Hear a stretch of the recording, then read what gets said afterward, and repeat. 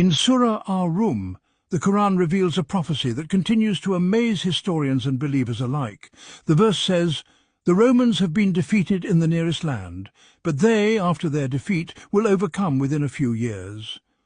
This prediction was made at a time when the idea seemed almost impossible. The Roman Empire, also known as the Byzantine Empire, had just suffered a major defeat to the powerful Persian Empire.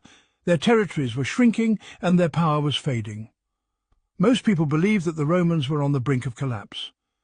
To understand just how extraordinary this prediction was, let's go back to the early 7th century. The Persians, led by King Khosrow II, were expanding rapidly, conquering key Roman territories. Emperor Heraclius of Rome was fighting to hold on, but his empire was weakened.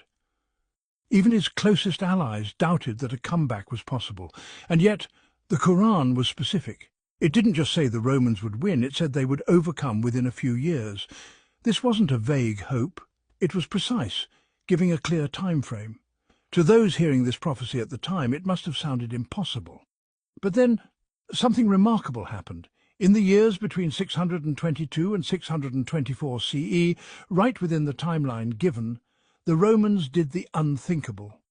Emperor Heraclius led a counterattack, and his forces managed to reclaim lost territories, ultimately defeating the Persians. The prophecy had come true exactly within the few years that the Quran mentioned. For early Muslims, this was more than just a historical event. They were facing intense persecution, and this fulfilled prophecy gave them hope and strengthened their faith. It wasn't only a prediction, it was a sign, a reminder that the Quran's message was from a divine source. So the next time you hear about ancient prophecies, remember this one from Surah Ar-Rum. The victory of the Romans wasn't just a prediction.